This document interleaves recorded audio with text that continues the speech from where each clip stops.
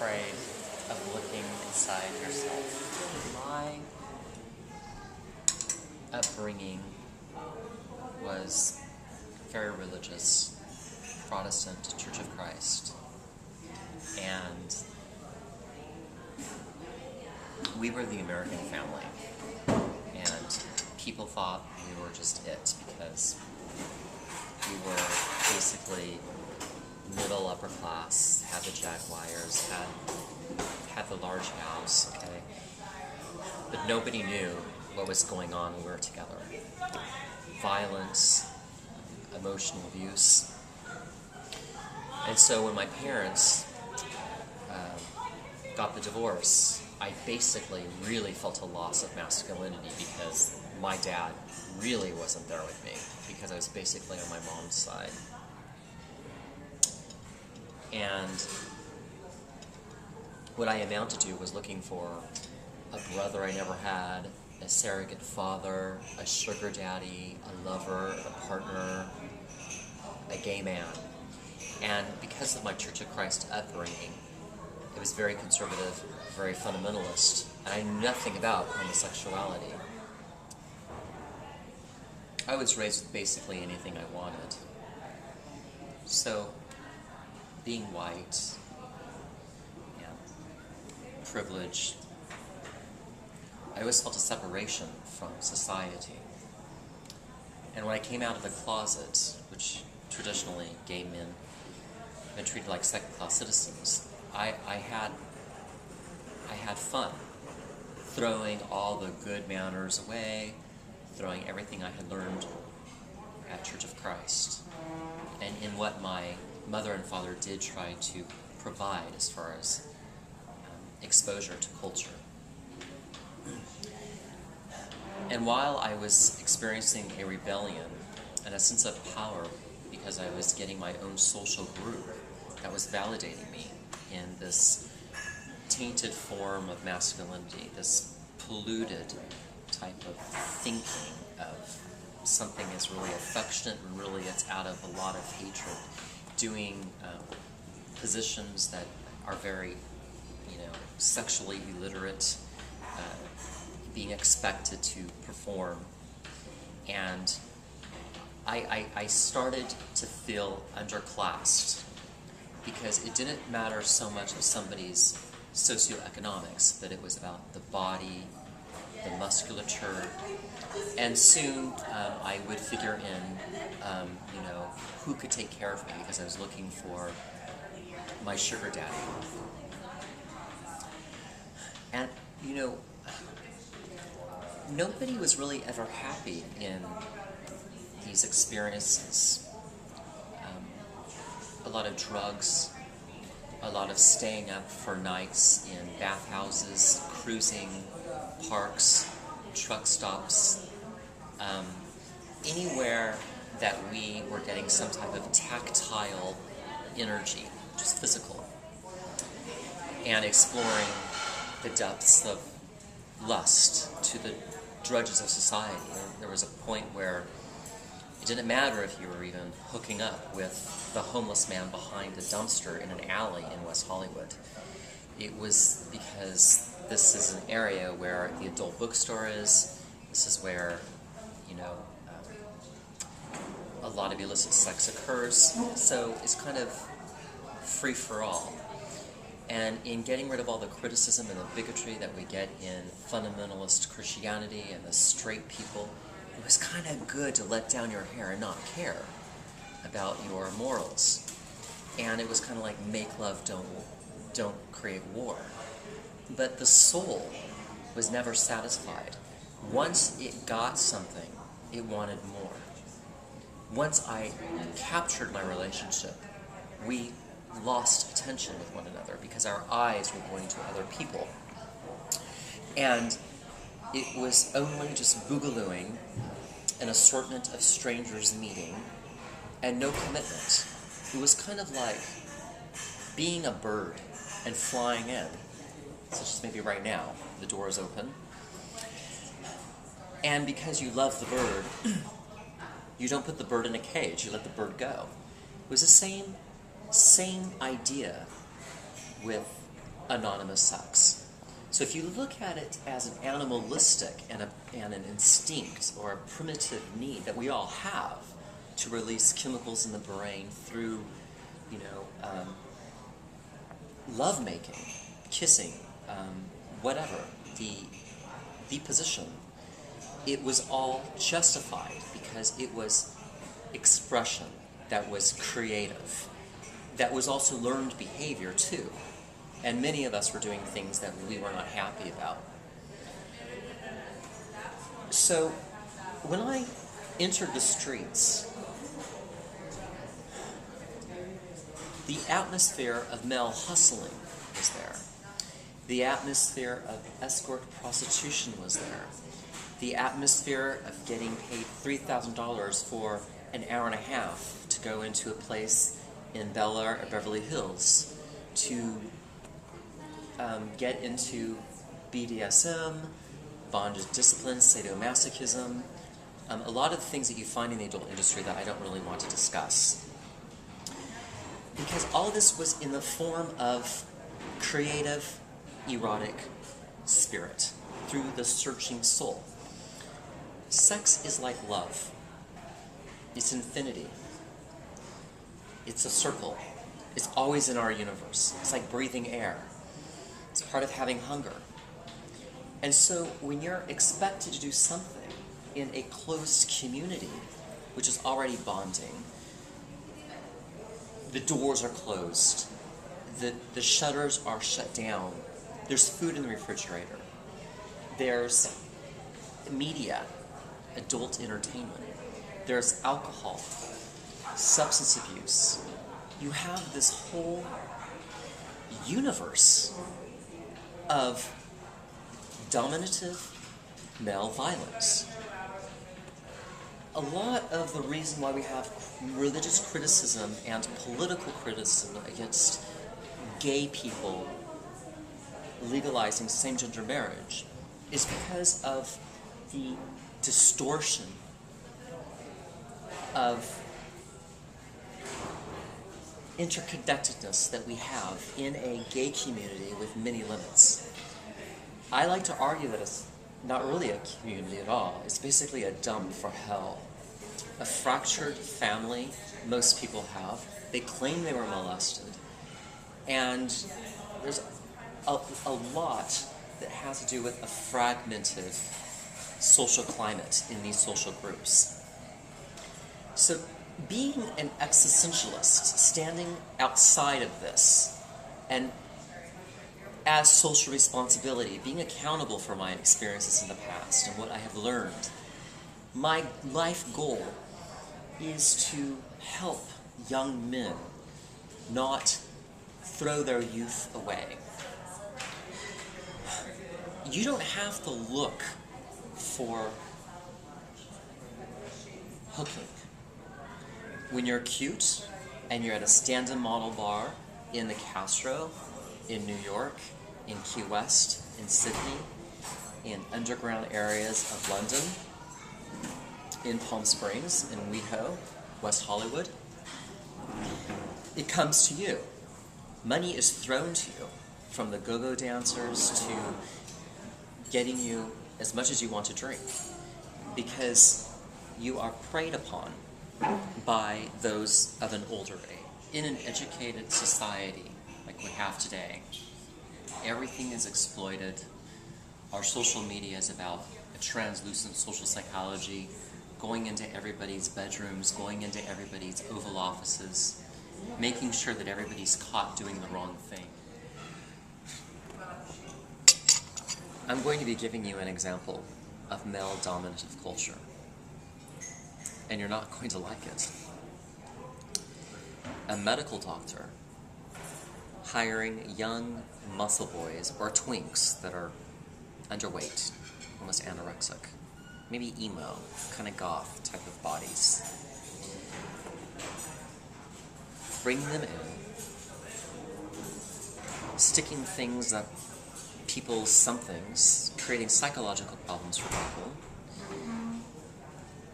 and paying them money, and giving them great cocaine. The wealthy do great cocaine. not heroin, not crack. They do expensive cocaine, that's the best in the world. And that's in Montecito. That's all over this country, all over the world. I'm talking universalism of male-dominative violence among their sexual expressions. And, you know, you get them sticking their tongue down your throat. It's hateful when they're handing over these hard substances. They're putting images through video, the adult industry, of men in uniform behind bars, is titillating a select social population that has a loss of masculinity as it is, because we are a fatherless nation, and is providing images of criminality.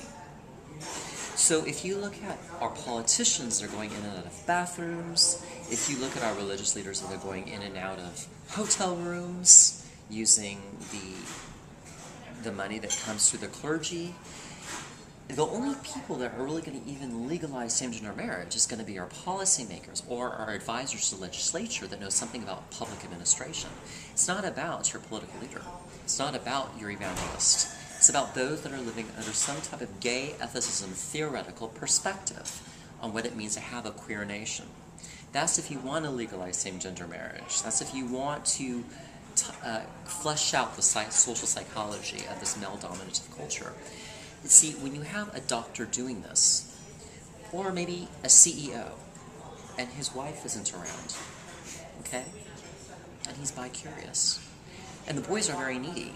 And these people of stature that think they're of dignity, socioeconomic, they're slapping money around. It cheapens a solid community for gay manity. And this is called economic control. Women deal with this with straight men. So in the femme role that the queer is supposed to play, with the exchange of expensive dinners and things like this, to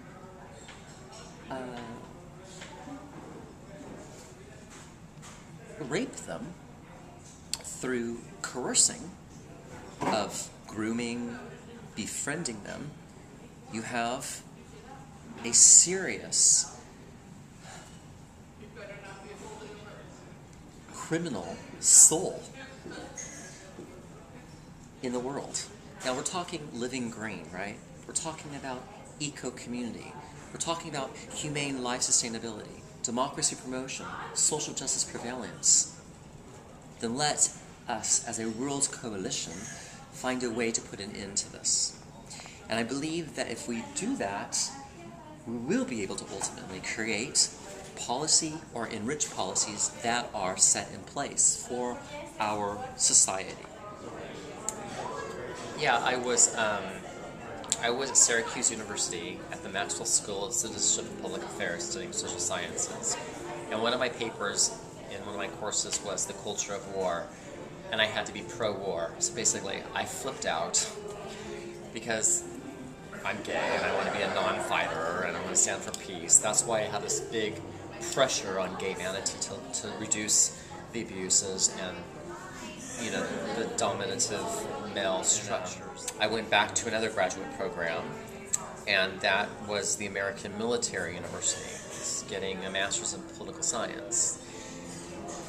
And I thought, well, I want the conservative because a lot of the student body is like in Iraq right now, and I think that like really rocks because I'm all about the loss of psychological masculinity, and these men have their wives at home that are pregnant, and they're serving the country because their biological dads call them losers, and soldiers are very stereotyped to be kind of undermined. And so I had a heart to be able to have them in my classes, you know, to be able to learn from them, because it's not about don't ask, don't tell. Sometimes it's about do ask and tell everything. So a lot of our soldiers that are defending democracy promotion in 2010, they're actually very open to working with gay people in an academic setting online. But American Military University is highly recommended by the United Nations and Intelligence Studies and the Pentagon, and their tuition is very reasonable. But I withdrew because once I got in the program, I realized I don't like it being this conservative, maybe really nauseous. So I withdrew from AM, and I was kind of sad because I know that having the military on your resume has a huge level of prestige, but then there is a certain population in the American life that doesn't want to see that on the resume. So American Military University allows you to write American Public University. It depends which university you want to get your diploma from. I thought, you know what, this is just one big mind game on a regionally accredited graduate program. I thought, you know, I just came from out of SU. I mean, the average is a 3.8, 3.9. I got in with a 4.0 with criminal justice. 4.0 with criminal justice. I thought, you know, I don't need the American Military University. I'm just fine already as a scholar practitioner and everything. So I blew the American Military University off, and now I'm in a different master's program. It's a master's in public administration with an emphasis in government and policy, because I really want to flush out the, you know, this stereotype that our government is corrupt, and I want to be able to manage that. I think that a lot of all our problems, you know, is a political management issue, and I think from a gay militant activist or a very much so person who is standing for, you know, equal marriage rights, I think, you know, having worked a little bit with the military, the new poli-sci is public administration. So I feel better about this. I can do more as a civilian group lobbyist. I can do more in not only policy making, but actually looking at the policies we have in place and enriching them and fine-tweaking them, which I would like to do that with law enforcement advocacy and, of course, to reduce the violence among gay manatee, which is trickled into straight men, too, with their wives. This is just a sociology of masculinity altogether. It's really important that when we are looking at social justice, democracy promotion for gay, bisexual, questioning men, basically humanity altogether, we really take into account that what is fair and justice needs to be operative to a healthy soul of a nation. That's how we reclaim our identity as Americans. So we start with ultimately seeking trusting relationships with people. A lot of people are telling me, you know, I have a trust issue, I don't trust anybody. And if we come forward with a civil society, social order, social control, when we talk about our social and behavioral sciences and what we're doing to one another as men, culture of war or illicit activities, then we'll be able to fine-tune and clarify that national identity we're talking about. Now, an example is a probation officer told me that before she got onto probation, she was doing volunteer work at AIDS Support Network.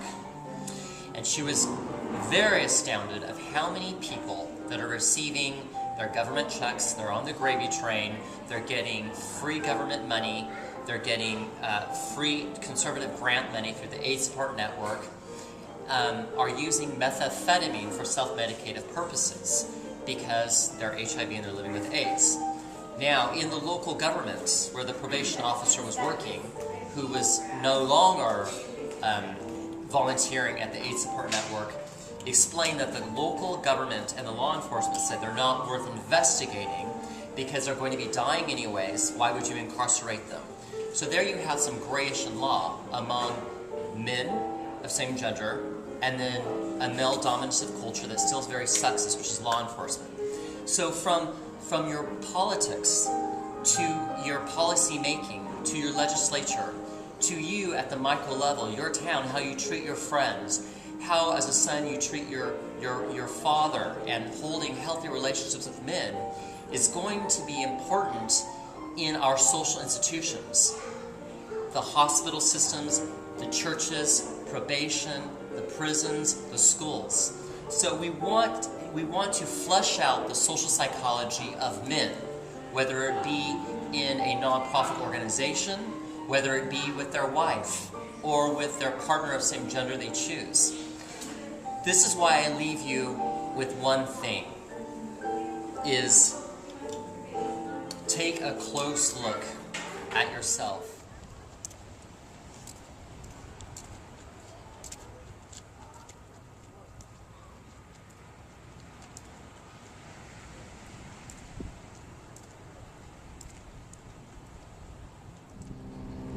after my parents' divorce, I concentrated on moving to Hollywood, moving to Pasadena, attended the American Academy of Dramatic Arts. I really wanted to hit it big. I wanted to become famous. I needed the accolades of the director, the producer, the camera. I really wanted to become famous, to hit it big, to be able to have royalty and enough of economic stamina to support the standard of living that I was used to. And that of course never happened, because that was basically delusional thoughts of grandeur. So in my need for attention, I just kept pursuing men. I kept resulting to this hyposexual phase, morning, noon, night, and I got myself in a lot of entanglements, and I became very soul-tied with men that I had no idea that I would provide in my heart a place for. And I gave more and more of myself. There were lies, there were, infidelity, there was profanity, there was drugs. And I saw myself still becoming famous, and I knew, the more men I had sex with, the better I would be able to communicate to a large group of audience, because it gives me a more mastery of the diverse personalities that are out there anyways in an audience. So the more control I can win over men using my body and using sexualization and be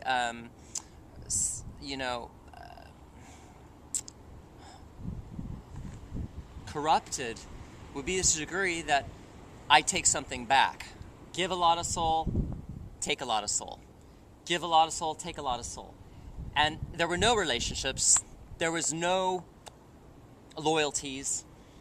And I realized I'm getting older. I'm not my young little self anymore. And I'm alone. And I started to feel very disarrayed, especially post 9/11, because the psychology of our country has never been the same. Men at war, our leaders going in and out of the church trying to find deliverance, but not ever really even trusting a minister, because I've had relations with people in the ministry, and so my spirituality became very dark. And the more men I was still choosing in this desperation, the more I justified, because I'm human, Christ was human, and I'm looking for a true man. Christ had 12 disciples. Why can't I be the third? I just happened to be attracted. So I started twisting Jesus Christ. I started in my erotic vampirism, do this in Memoirs of me, drink of my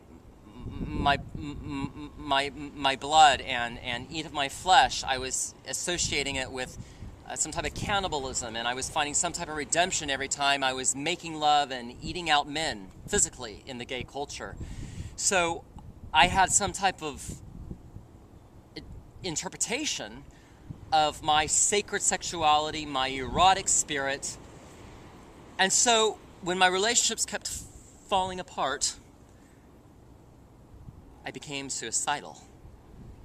And this is where I had to come to terms with a loss of psychological masculinity, and a loss of national identity, and a loss of religion, and a loss of career. I had been giving my youth away, and I was worn out, and I had nothing left but some type of emotional death and a dissatisfaction. And nothing I could do in the exploitative social media on YouTube, nothing I could do through modeling could complete me, because I didn't know what a healthy relationship was. I was living in the ruins of my parents' divorce, and I was creating all this bitter interlude still with my biological father, all the way up to the age of 40. And I never learned to forgive quickly. So suicide turned outward. And I started to have ill thoughts of my family. All because I couldn't cope with developing my own self by looking inside and seeing that I am in the image of God, seeing that every man that I was after was a gentleman that I just want to cultivate in myself. I couldn't be responsible. So I became hostile, and all my fallen relationships that were built on eroticisms with men were tailored now toward my dad. And in tribes, egalitarian societies, when women have their children and the whole infancy and the months of pregnancy, the father in the hunting-gathering society, let's say, becomes very jealous because she's now giving her child breast milk. It's protein. So in a tribe, I learned in anthropology, it's not incestual, but the father imparts his seed. It's not like, through some type of erotic ejaculation. It was just basically to impart something of the essence that the mother is doing. And so the father establishes equality with the child. Now, in American culture, we don't even have fathers that put their arms around their son and say, "You're a champion." So I was suffering from a lot of, this lack of wanting physical touch, and I had distorted it into eroticism that was having undertones of incestuality through a Western criminal justice perspective. So I studied criminal justice, cleaned all that stuff up, and I renewed my life to Jesus Christ. Because the most sacred thing that God gives us is our family. And when we start distorting that out of our imperfection, we grow harmful to the society around us, to the nature spirituality, to the earth, to the creatures that put us here, to love and be loved in a healthy manner. And my focus is to really be a motivational accountability life coach for youth that have broken families. And this, in return, establishes a sub-government for you, myself, in the micro level of your town. So what we do is we start off with learning how to surrender what we know. To see that everything of the flesh is temporal, transitory, and fleeting. And when we do that, we're able to forgive. And that's what I have been able to do, age 40, is take what my family had provided to me, and with gratitude, know that our God is an unchanging God and is of infinite love. And I would encourage the priests, I would encourage the role playing between elderly man that's saying he wants to mentor a young gay boy, which is only to molest him, would really look at the crimes of desire and pleasure.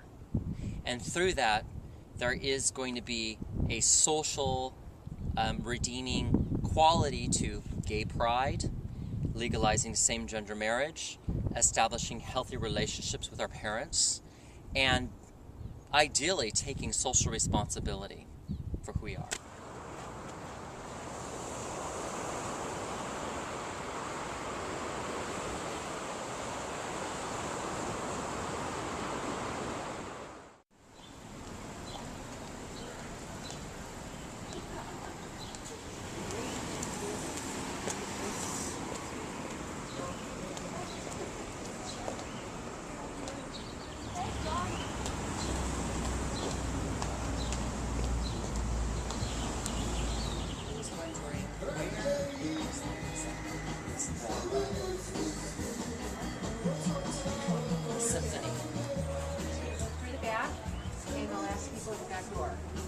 It's right there.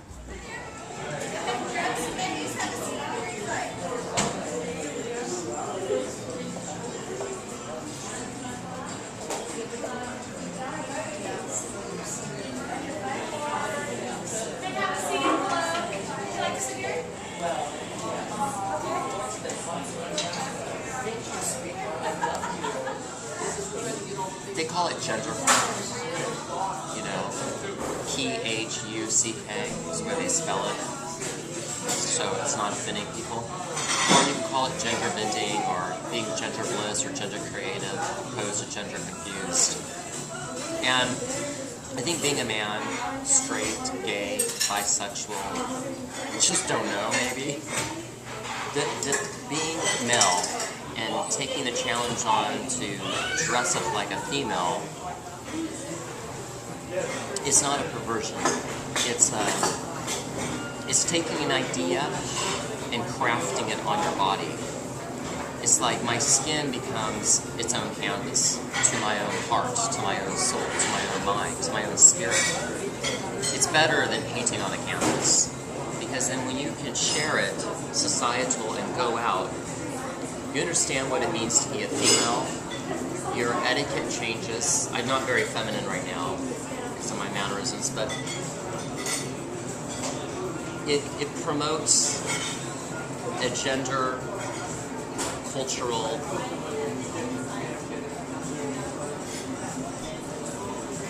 extension to masculinity. Because I think men are universally seen as violent. And if you use performing arts, the fashion arts, the painting, sculpting, the whole arts, with a social arts theoretical perspective to soften your spirit and to express yourself, I think the echelon is dressing up like a woman. Because the universal concept of male being violent, being the warrior, war cry, you really tap into a delicate aspect that's inbred in you already. And it's basically the male getting in touch with the feminine side. I recommend it. It's very enticing, socio-spiritually. It doesn't have to be erotic. It doesn't have to be sexual. And I would encourage all men to really pick up their social arts and take risk and be a man and man up. Thank you. What's the occasion? Well, the occasion is a free concert because I'm Jewish. Jewish, but what does this have to do with free concerts? Well, I like my free concerts. And when I go to lunch with the ladies, I pay for my own. Okay, well, that's important. We'll meet in the second floor. I love the public. Anyways, we need to go into the concerts.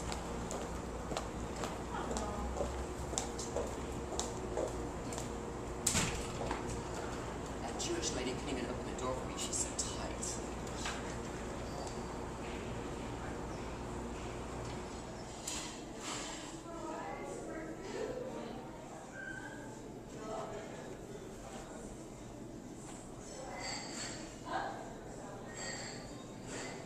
This is Jessica McClintock's. Santa Barbara, you got to get rid of the mink. Unless you're at your echelon places in Montecito, and those places are mansions. It's not on the main drive. So basically, that's where you could wear your minks. It's a Hollywood thing. Santa Barbara, you got to get over it, because this is not Hollywood.